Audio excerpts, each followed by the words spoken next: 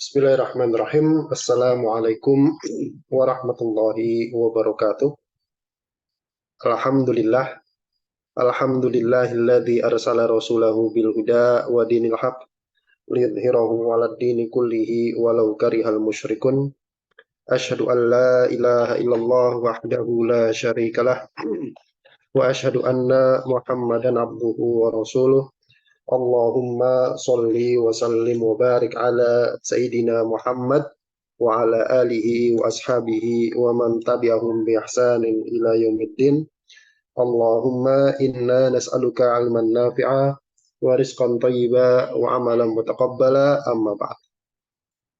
Ayo ikhwah fidakumullah, alhamdulillah kita memuji Allah Subhanahu wa taala atas segala limpahan nikmat serta karunia-Nya sehingga pada malam hari ini kita bisa kembali berjumpa, berkumpul. Insya Allah kita akan melanjutkan pengajian kita membaca kitab Nailur Roja Syarah Safinatin Najah yang ditulis oleh Syekh Ahmad bin Umar Asy-Syatiri rahimahullahu taala rahmatan wasi'ah. Mudah-mudahan apa yang kita kerjakan pada malam hari ini itu dicatat sebagai amal soleh, diberikan keikhlasan Allah Subhanahu wa taala, dan kita diberikan oleh Allah Subhanahu wa taala ilmu yang bermanfaat. Amin ya rabbal alamin. Baik. Kita masih di pembahasan seputar tayamum. Setelah kemarin kita sudah membahas tentang rukun dari tayamum, maka pada kesempatan kali ini kita akan membahas tentang pembatal tayamum. Ya. Kita lihat di sini bismillahirrahmanirrahim. Qala al-musannifu rahimahullahu taala rahmatan wasi'ah wa nafa'ana bi ulumihi fi darini amin. Berkata penulis rahimahullah, faslun mubtilatut tayammumi salah satunya. Pasal pembatal tayamum itu ada 3. Kata beliau, abbaro bil mubtilati. Ya. Penulis memberikan istilah atau ungkapan dengan mubtilat, pakainya mubtilat. Dunan nawakidi, tidak memakai nawakid. Mubtilat sama nawakid artinya sama-sama pembatal. Kenapa nggak pakai nawakid? Padahal kalau di kitab wudhu kemarin, ketika pembatal wudhu itu pakainya kata-kata nawakid. Di sini pakainya mubtilat. Ini tabaan lil ashab, karena mengikuti para ashabul wujuh di dalam madhab Syafi'i. Jadi ulama-ulama dalam madhab Syafi'i itu punya kebiasaan begitu. Kalau wudhu pakai istilah nawakid, kalau tayamum pakai istilah mubtilat. Fa'innahum abbaru biha, karena para ulama itu mengungkapkan atau memberikan istilah dengan mubtilat ketika membahas tentang tayamum. Tapi artinya sama aja, nggak jauh beda gitu ya. Kemudian kata beliau, wal maknanya annal asya'a allati yabtulut tayammumu biwujudi wahidin minha. Maknanya bahwa saya hal-hal yang yabtulu at-tayammumu, yang tayamum itu batal bi sebab wujudi wahidin minha, salah satu dari hal-hal tersebut itu salah satu adalah 3 hal ya. Apa saja? Wasata'lamu mimma sanadkuruhu annaha aktsar. Dan kamu akan mengetahui dari apa yang akan kami sebutkan bahwa pembatal tayamum itu lebih dari 3. Jadi 3 di sini secara umum. Nanti ada tambahan 3 lagi. Ada tambahan 3 lagi dari pensyarah. Apa saja pembatal tayamum? Yang pertama adalah ma'abtolal wudu'a. Semua yang membatalkan wudu. Semua yang membatalkan wudu, maka dia juga membatalkan tayamum. Maknanya annal awwala min mubtilati tayamumi, bahwa pembatal tayamum yang pertama adalah husulu syai'in min nawaqidil wudu'i as-sabiqati, adalah munculnya sesuatu atau terjadinya sesuatu min dari nawaqidil wudu'i as-sabiqati, dari pembatal wudu yang telah lewat. Jadi pembatal tayamum yang pertama adalah pembatal wudu semuanya. Apa saja pembatal wudu sudah kita bahas. Sekarang kita perhatikan.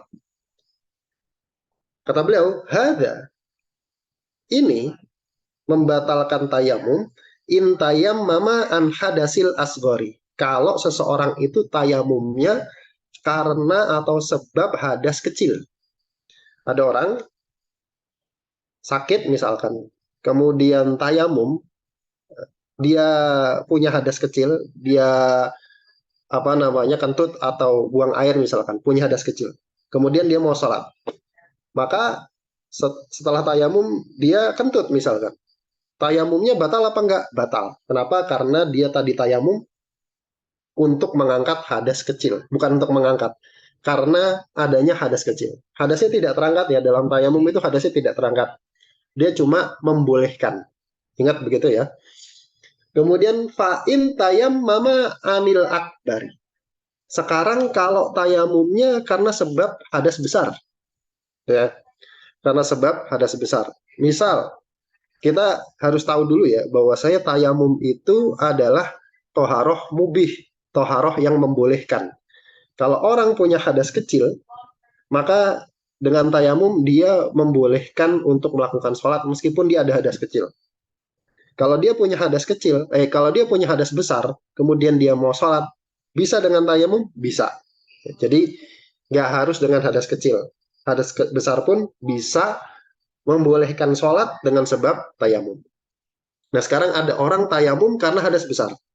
Maka lam yabtul, tidak batal tayamumuhu, tayamum orang tersebut bihusulin minha, karena terjadinya minha, sebab hadas kecil tadi, karena terjadinya hadas kecil,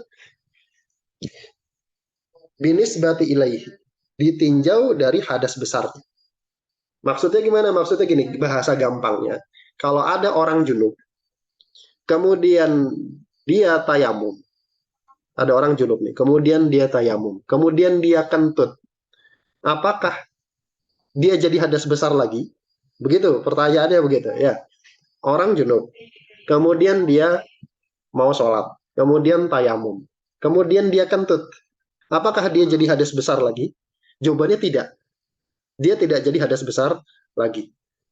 Tapi dengan sebab kentutnya tersebut, dia jadi berhadas kecil. Begitu ya. Wayab tulu bin nisbati ilal asgori. Dan batal tayamumnya kalau ditinjau dari hadas kecil. Jadi begitu. Saya kasih contoh biar gampang. Ingat bahasa gampangnya, orang junub, kemudian tayamum. Kemudian dia batal wudhunya, kentut. Dia nggak jadi hadas besar lagi. Enggak ya. Dinisbatkan kepada hadas besarnya, maka dia nggak jadi hadas besar lagi. Penerapan contohnya bagaimana? Contohnya, ada orang junub, kemudian dia nggak bisa maka air, mungkin karena sakit atau yang lainnya. Kemudian dia tayamum, niatnya supaya boleh membaca Al-Quran dengan niat kiroah. Ingat kemarin, di antara hal-hal yang nggak boleh dilakukan oleh orang yang junub, di antara hal-hal yang nggak boleh dilakukan oleh orang yang junub apa? Membaca Al-Quran dengan niat kiroah. Nah ini ada orang junub, nggak bisa pakai air, kemudian dia mau baca Quran, maka dia tayamum. Tayamum. Kemudian setelah tayamum, dia kentut. Dia berhadas. Masih boleh nggak dia membaca Al-Quran? Maka jawabannya, boleh, ya kan? Tayamumnya dia yang dia pakai untuk membolehkan membaca Al-Quran atas hadas besar tidak jadi batal. Dia tetap boleh membaca Al-Quran. Yang batal apanya? Yang batal adalah hadas, ditinjau dari hadas kecilnya. Artinya dia jadi berhadas kecil. Dia boleh membaca Al-Quran, tapi tidak boleh memegang mushaf. Jadi dipahami nggak? Maka kata beliau, fayahrumu alaihi, maka haram atas orang tersebut, orang yang junub, kemudian tayamum, kemudian berhadas kecil. Haram bagi orang tersebut, ma yahrumu bil hadasil asgori fakot. Hal-hal yang haram bagi orang yang berhadas kecil saja. Ingat tadi ya, yang diharamkan untuk hadas besar apa? Contohnya membaca Al-Quran. Kemudian dia tayamum. Kemudian pengen baca Al-Quran. Setelah tayamum, kentut dia. Apakah tetap haram tuh membaca Al-Qurannya? ditinjau dari hadas besarnya? Jawabannya tidak. Dia tetap boleh membaca Al-Quran. Yang nggak boleh apa? Yang nggak boleh, yang haram adalah karena sebab hadas kecilnya saja. Itu apa? Memegang mushaf, kemudian sholat, dan seterusnya. Begitu? Bisa dipahami? Mudah-mudahan bisa dipahami. Begitu. Itu yang pertama. Kemudian yang kedua, di antara pembatal tayamum adalah wariddah, riddah, murtad, wal billah. Ya. Wal muradu birriddati huna, yang dimaksud dengan murtad di sini adalah qatul islami haqiqatan au hukman. Memutus atau menggugurkan Islamnya baik secara hakiki atau secara hukum. Nanti kita lihat batal Islam secara hakiki dan secara hukum itu maksudnya bagaimana. Al makna, maknanya an-nasaniya min mubtilati tayammumi, bahwasanya pembatal tayamum yang kedua adalah qatul islami haqiqatan, adalah memutus Islam atau membatalkan Islam, melakukan pembatal Islam haqiqatan, secara hakiki. Bagaimana bentuk batal Islamnya secara hakiki? Bi'an sodaro mimman yasihu tolaku. Bi'an dengan sodaro muncul, pembatal keislaman itu muncul, mimman dari orang yang yasihu tolaku, yang sah talaknya. Batal Islam hakiki itu dia diterapkan hukum murtad. Diterapkan hukum murtad itu maksudnya dia dieksekusi. Hukuman orang murtad kan dieksekusi mati gitu kan. Hukumannya hukuman mati bagi orang yang murtad. Nah, kapan diterapkan hukuman mati ini? Bagi orang yang sah talaknya. Siapa saja orang yang sah talaknya? Ada 3 syarat. 1, syaratnya dia harus sudah balik. Balik. 2, syaratnya dia akil, berakal. 3, syaratnya mukhtar. Mukhtar itu atas pilihan dia sendiri, kesadaran dia sendiri, bukan karena dipaksa. Kalau ada orang memenuhi 3 syarat ini, balik, berakal, mukhtar, melakukan pembatal keislaman, maka dia murtad secara hakiki. Artinya diterapkan hukum di pengadilan, bahwasanya dia murtad dan berhak untuk dieksekusi mati. Itu namanya batal secara hukman, secara hakiki. Atau yang kedua, batal Islam secara hukman. Secara hukman ini dia dihukumi batal, dia dihukumi murtad, tapi tidak dieksekusi. Tidak dieksekusi. Contohnya bagaimana? Ka'an sodaro min sobiyin. Seperti pembatal Islam itu dilakukan oleh anak kecil. Belum balik. Ada anak kecil belum balik nih. Kemudian melakukan pembatal keislaman. Apakah dia dieksekusi? Jawabannya tidak. Tapi apakah dia jadi murtad? Jawabannya iya. Dihukumi murtad ya. Dihukumi murtad. Bisa dipahami ya, bedanya hakiki sama hukman. Jadi dua-duanya, kalau ada anak kecil gitu, kemudian dia tayamum, kemudian dia melakukan pembatal keislaman, maka dia tayamumnya juga batal karena Islamnya juga batal. Begitu. Kita lihat. Wa innama lam tubtilil wudu'a, hanyalah tidak membatalkan wudu. Murtad tidak membatalkan wudu. Murtad tidak membatalkan wudu. Membatalkan sholat, tapi tidak membatalkan wudu. Wudunya nggak batal. Li'anna tayammuma toharotun do'ifatun. Kenapa? Karena tayamum itu toharoh yang lemah. Toharoh pengganti. Wali'annaha lil istibahati. Karena tayamum itu sifatnya lil istibahah. Untuk membolehkan. Kemarin ya. Wahia mumtani'atun ma'arriddati. Dan tayamum itu mumtani'ah. Tertolak kalau ada bareng sama murtad. Wala kadzalika huwa. Tidak sebagaimana wudu. Kalau wudu dia tetap ada. Kalau wudu dia tetap ada. Misalkan ada orang wudu kemudian melakukan pembatal keislaman waliyadzubillah, kemudian dia bertaubat, kemudian dia mau sholat, maka tidak perlu wudu lagi, begitu maksudnya. Tidak perlu wudu lagi. Baik. Ini pembatal tayamum yang kedua. Kemudian pembatal tayamum yang ketiga adalah tawahumul ma'i intayam mama lifakbihi. Tawahum, waham.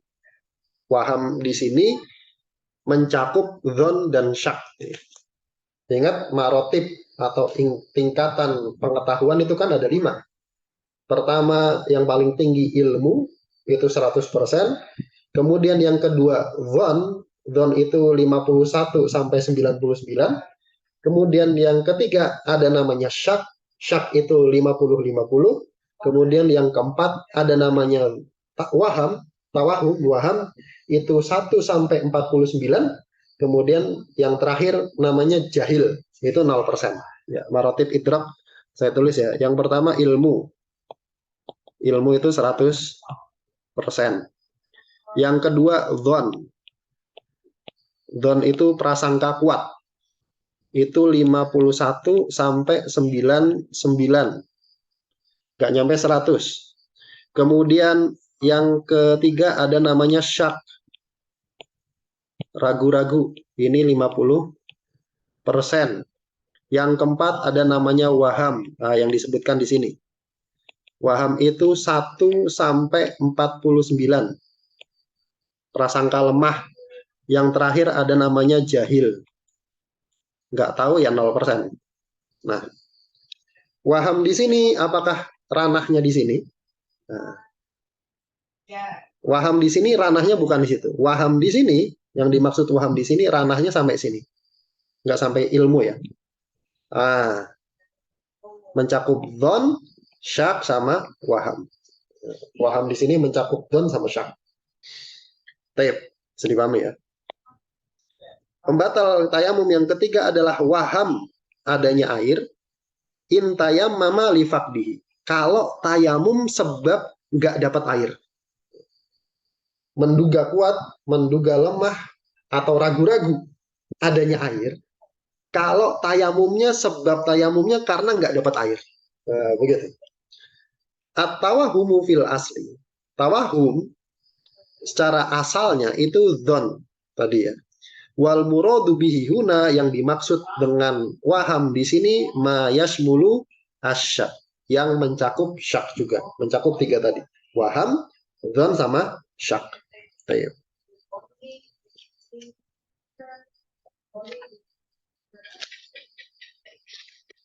Kemudian wal maknanya an-nasalitsa min mubtilati tayamum, bahwasanya pembatal tayamum yang ketiga itu tawahumu. Waham, ingat tadi waham itu mencakup apa saja? Dzon dan syak. Wahamnya man, orang yang tayamum lifak bil ma'i, karena sebab ketiadaan air. Apa yang diwahamkan, apa yang didzonkan, apa yang disyakkan, wujudul ma', adanya air. Prasangka lemah adanya air. Contoh waham menduga adanya air bagaimana? Kita harus lihat contoh. Ka'an ro'a saroban, contohnya dia melihat saroban, fata morgana. Ini dzon nih, ini syak, ini waham.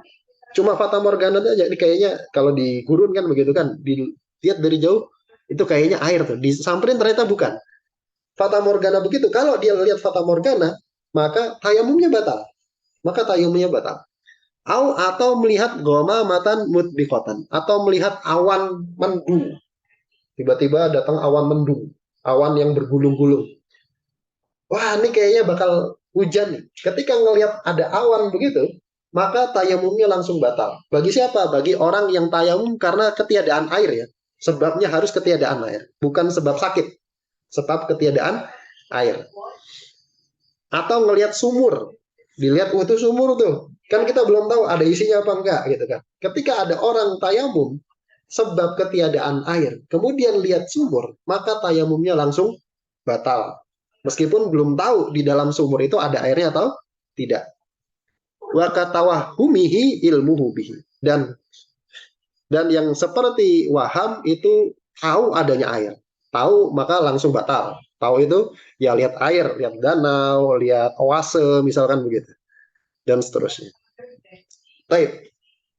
Sekarang kata beliau, hada pembatal ini yang ketiga, waham adanya air dengan lihat yang seperti tadi, itu in lam yaktarina bimani'in. Kalau tidak dibarengi waham dan ilmu tadi, waham dan ilmu itu tidak dibarengi dengan mani'in, dengan adanya penghalang untuk memakai air tersebut. Mani di sini, penghalang di sini maksudnya apa? Penghalang penghalang penghalang untuk memakai air. Muqaddamin, baik penghalang tersebut muqaddam duluan ada, au muqarinin, atau barengan ada. Maksudnya bagaimana, nanti kita lihat. Contohnya kasabuin, contohnya adanya binatang buas.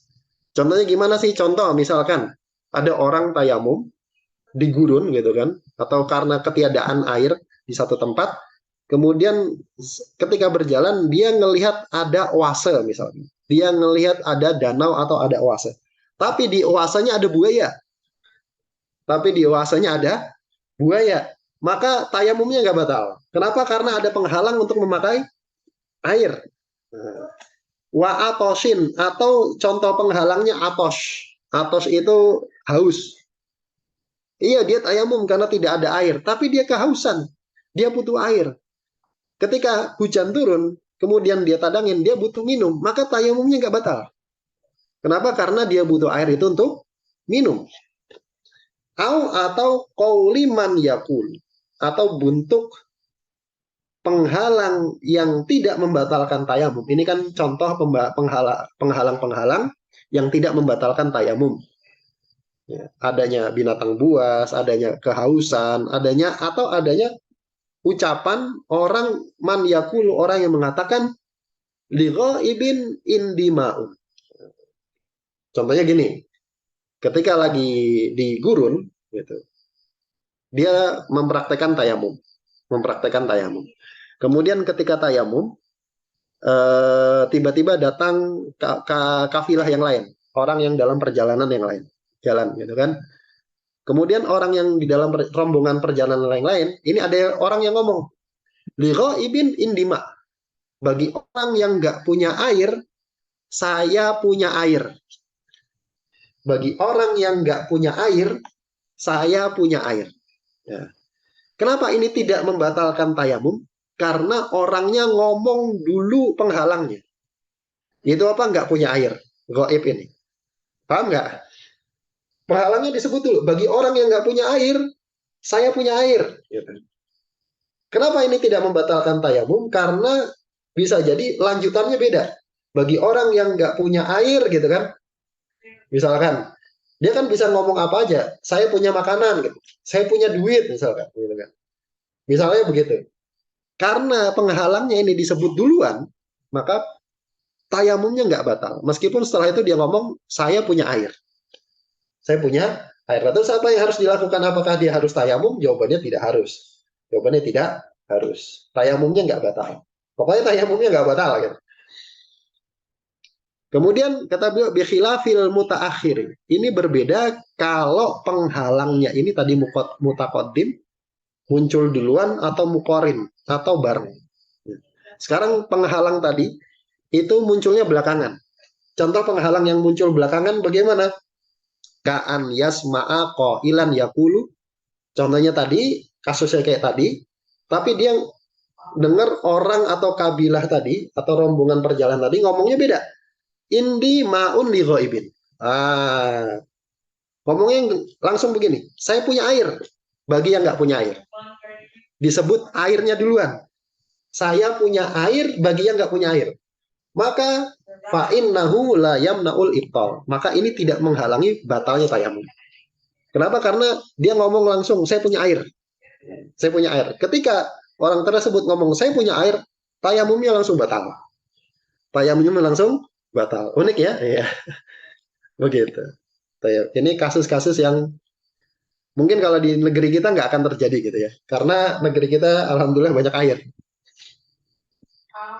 Kemudian kata beliau, wa mahallu ma taqaddama kullihi in kana kharijas shalat. Nah, yang disebutkan tadi semua, pembatal-pembatal di atas, waham adanya air, yakin adanya air, itu bahasannya batal kalau sedang di luar sholat. Kalau sedang di luar sholat. Jadi pembahasan yang tadi itu kalau kejadiannya di luar sholat. Kalau kejadiannya di luar sholat.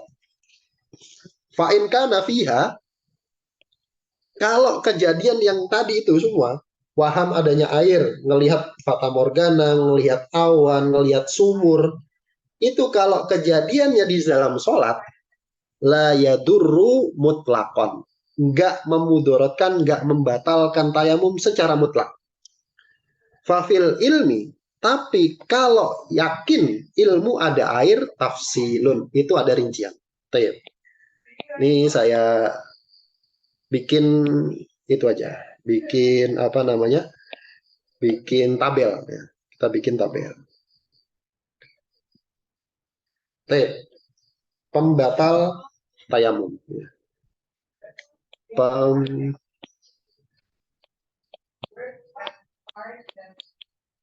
Pembatal tayamum. Ya, setelah memperhitungkan adanya penghalang. Ya. Setelah memperhitungkan adanya penghalang. Memperhitungkan tadi penghalang ada binatang buas atau tidak dan seterusnya. Adanya penghalang. Nah, begini. Atau tidak adanya penghalang. Itu bisa dibagi menjadi seperti ini. Yang pertama di luar sholat. Yang kedua di dalam sholat. Kemudian kasusnya waham tadi ya. Waham ada air. Kemudian yakin ada air. Nah, begini biar gampang. Sekarang waham ada air. Ngelihat awan mendung. Belum yakin kan, baru waham. Karena mendung nggak harus hujan. Ngelihat sumur. Ngelihat fata morgana. Pokoknya waham adanya air. Kalau kejadiannya di luar sholat, kalau kejadiannya di luar sholat kayak tadi, maka pasti batal. Ingat setelah memperhitungkan tidak adanya penghalang gitu ya. Tidak adanya penghalang. Kalau ada penghalang maka nggak batal tadi kan. Kemudian yakin ada air, kejadiannya di luar sholat, yakin ngelihat danau, ngelihat apa namanya sumur, ada airnya. Setelah nggak ada penghalang tadi, maka di luar sholat batal. Di luar sholat batal. Nah sekarang kejadiannya di dalam sholat. Setelah tayamum, kemudian sholat, kemudian waham ada air. Contohnya lagi sholat tiba-tiba mendung. Tiba-tiba mendung. Di dalam sholat tuh. Apakah batal tayamumnya? Maka nggak batal. Nggak batal mutlakon secara mutlak. Nggak batal. Nah sekarang kalau yakin ada air, lagi sholat, kemudian hujan deras, misalkan gitu. Lagi sholat tiba-tiba hujan. Tadinya kekeringan, sholat tiba-tiba hujan. Maka dirinci.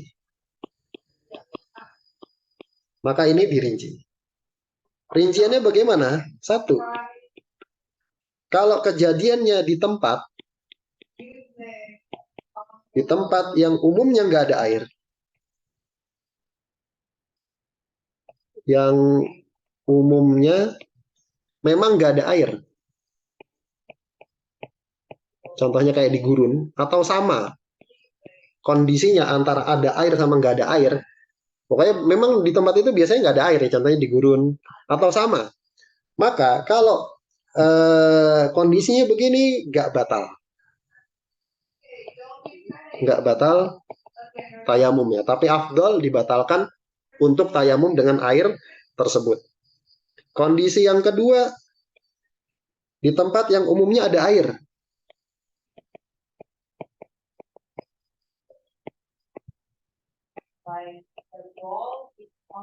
Tempat yang umumnya ada air. Contohnya misalkan kayak sedang hadir, sedang di satu tempat. Misalkan Semarang begitu kan. Kemarin sempat kekeringan, sempat kemarau panjang, kemudian misalkan kekeringan. tempatnya biasanya ada air, tapi karena kekeringan panjang jadi nggak ada air. Kemudian dia tayamum. Nah, lagi tayamum, setelah tayamum dia sholat. Di pertengahan sholat, hujan terus turun. Hujan terus turun. Apakah tayamumnya batal? Maka jawabannya batal. Maka jawabannya batal. Jadi pahami, ini rincian kasus kayak tadi. Sekarang kita lihat perkataan atau kalau mau nyatet silakan, nggak apa-apa dicatat. Perkataan penulis dari matan kitab, dari kitab. Kita baca dari kitab lagi.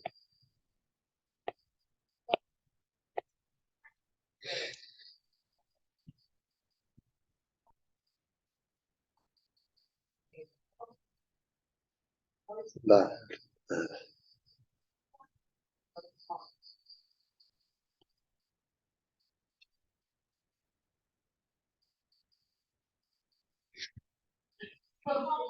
kata beliau tadi,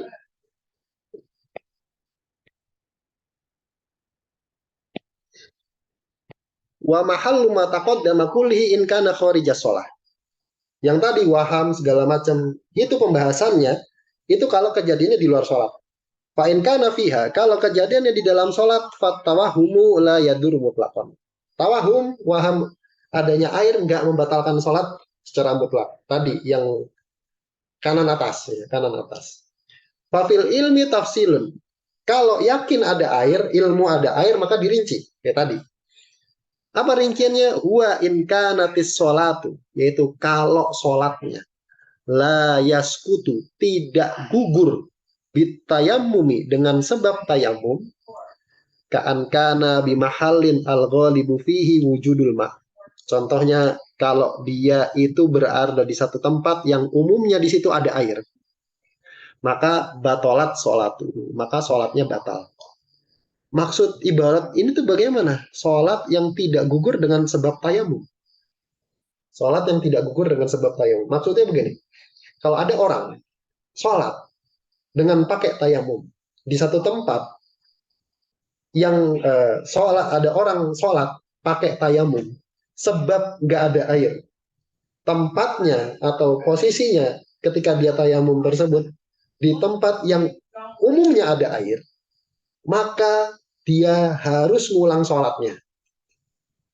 Maka dia harus ngulang sholatnya. Saya ulangi ya, ada orang dia sholat pakai tayamum, sebabnya nggak ada air, di tempat yang biasanya ada air, maka sholatnya sah tapi harus ngulang. Sholatnya sah tapi harus ngulang. Maka di sini sholatnya batal. Kalau ilmu tadi, kalau ilmu. Terus kata beliau, wa in kanat taskutu bihi. Kalau sholatnya itu gugur, artinya nggak perlu ngulang. Bihi dengan sebab tayamum. Ai la yajibu qada'uha. Maksudnya nggak wajib untuk mengqada, nggak wajib untuk mengulang.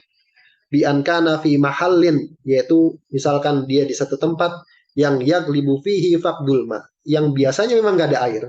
Contohnya di gurun. Ada orang dia sholat pakai tayamum, sebab tayamumnya karena nggak ada air di tempat yang biasanya nggak ada air, maka sholatnya nggak perlu diulang. Maka sholatnya nggak perlu diulang. Tapi kalau sholat dia melakukan itu di tempat yang biasanya ada air, maka sholatnya harus ngulang. Contoh misalkan tadi kejadian kekeringannya di Semarang. Semarang itu biasanya ada air, kemudian terjadi kekeringan panjang. Kemudian orang-orang Semarang sholat dengan tayamum. Nanti kalau sudah ada air, sholat yang dilakukan dengan tayamum itu harus diulang. Harus diulang. Gitu. Atau istawa al-amroni. Atau sama antara ada air dengan tidak adanya air, lam tabtul. Maka tidak batal tayamumnya. Lakin akan tetapi yusanulahu qot'uha. Tapi disunahkan bagi orang yang yakin ada air tadi, di tempat yang biasanya nggak ada air, kemudian hujan, maka sunnah bagi dia untuk memutus sholat. Sunnah bagi dia untuk memutus sholat, ini tasa'al waktu. Kalau waktunya masih sempat, masih memungkinkan, liha bil ma'i, supaya dia sholat dengan air. Supaya dia sholat dengan memakai air. Begitu. Nah, sekarang pertanyaannya, tempat yang dimaksud itu tempat apa? Tadi kan tempat yang biasanya ada air sama tempat yang biasanya nggak ada air. Tempat yang dimaksud itu tempat apa? Tempat sholat apa tempat tayamum? Tempat dia tayamum atau tempat dia sholat? Gitu kan. Kenapa? Karena kadang ada orang tayamumnya di satu tempat sini, kemudian dia pindah ke tempat yang lain, sholatnya di situ. Sholatnya di situ. Yang dimaksud tempat di sini apa? Kata beliau, wal muradu bil mahalli, yang dimaksud dengan tempat alladzi yanduru, yang jarang, atau yaglibu, sering, fihi, di tempat tersebut fakdul ma'i, tidak ada air, au yastawil amroni, atau sama kondisinya. Yang dimaksud tempat itu apa? Maka ada dua pendapat. Menurut Ibnu Hajar adalah mahallut tayamumi inda Ibni Hajarin, tempat tayamum. Jadi menurut Ibnu Hajar yang dimaksud biasanya nggak ada airnya tempat dia tayamum, bukan tempat dia sholat. Kalau tayamumnya di situ, sholatnya di sana, maka yang dihitung adalah tempat tayamumnya. Wa mahallu sholati inda Romli. Menurut Ar-Romli, Imam Romli, maka tempat yang dimaksud di situ adalah tempat sholatnya. Tayamumnya di sana, sholatnya di sini, maka yang dihitung adalah tempat sholatnya. Begitu. Kemudian yang terakhir,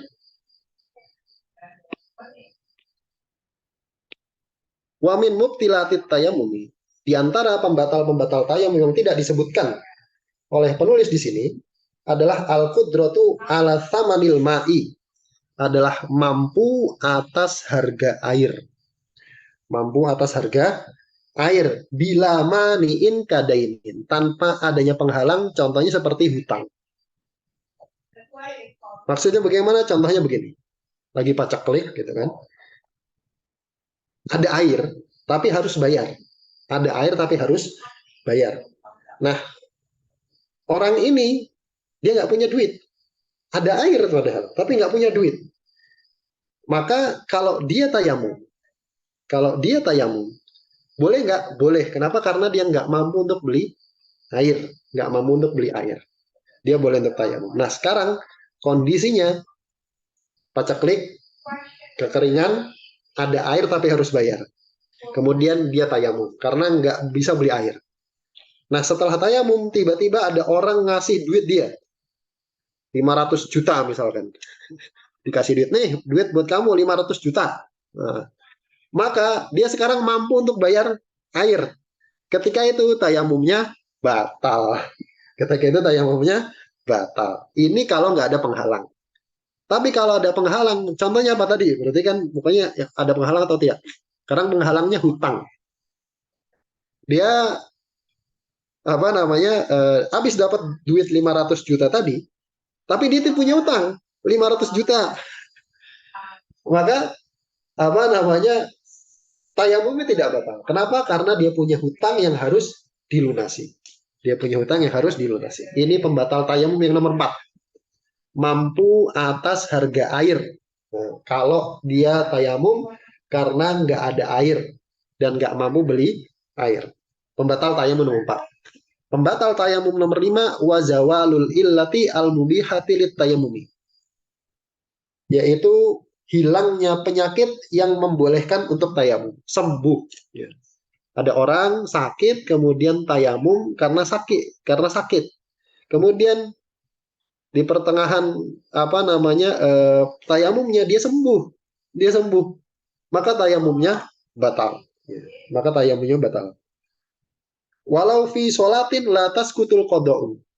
Meskipun kejadiannya itu di dalam sholat yang tidak gugur kodoknya. Maksudnya sholat yang wajib kodok. La tawahumu zawalihi. Bukan sekedar tawahum. Hilangnya penyakit. Maksudnya nomor 2 bagaimana? Maksudnya yang ini tuh bagaimana? Ibarat ini. Contohnya begini. Ada orang sakit. Kemudian dia tayamumnya di tempat yang biasanya ada air. Lalu kekeringan. Kasusnya berarti 2 nih. Orang sakit nggak bisa pakai air. Kemudian di tempat dia tinggal itu tiba-tiba kekeringan. Tiba-tiba kekeringan. Kemudian apa namanya? Dia tayamum kan? Sebab tayamumnya apa? Karena sakit. Sebab tayamumnya karena sakit. Kemudian dia tayamum. Setelah tayamum, sembuh dia. Sembuh dia. Apakah dengan kesembuhannya ini membatalkan tayamum atau tidak? Dia di tempat kekeringan, nggak ada air nih.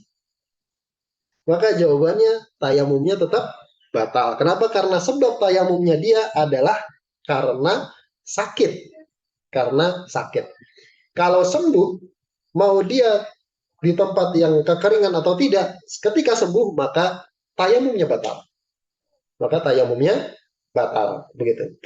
La tawahumu zawalihi. Bukan sekedar waham hilangnya penyakit tersebut. Artinya dia harus yakin.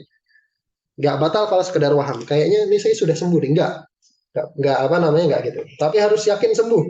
Dia udah yakin, wah sembuh nih. Ketika yakin dia sembuh, maka tayamumnya batal. Tapi kalau sekedar waham, ini kayaknya sudah sembuh nih. Kayaknya udah sembuh nih, maka apa namanya, nggak batal tayamumnya. Gitu. Ini ada pertanyaan. Tadi sholat yang harus dikodok ketika tayamum di tempat yang umumnya ada air itu semua sholat yang dilakukan dengan tayamum atau hanya sholat ketika turun hujan? Oh ya, semua sholat yang dilakukan dengan tayamum. Semua sholat yang dilakukan dengan tayamum harus dikodok. Harus dikodok. Misalkan kekeringannya 1 bulan, kekeringannya 1 bulan, maka mengkodok sholat 1 bulan. Maka mengkodok sholat 1 bulan. Tapi biasanya jarang ya. Jarang 1 bulan gitu. Kemudian 1 bulan itu mempraktekkan sholat dengan tayamum kayaknya jarang. Jarang kejadian. Jadi yang dikodok itu semua sholat yang dilakukan dengan tayamum tersebut. Ya sholat-sholat wajib ya. Begitu. Wallahu a'lam. Ada lagi pertanyaan? Cukupkan sampai di sini. Wallahu ta'ala alam bisawab. Kemudian yang sedikit ini dan manfaatnya, yang benar datangnya dari Allah Subhanahu wa taala dan Rasulnya, dan yang salah dari saya pribadi dan dari syaitan dan sama atasnya. Kita tutup dengan membaca doa kafaratul majelis. Bismillahirrahmanirrahim. Subhanakallahumma wa bihamdika asyhadu an la ilaha illa anta astaghfiruka wa atubu ilaik. Assalamualaikum warahmatullahi wabarakatuh. Jazakumullah khairan. Barakallahu fikum.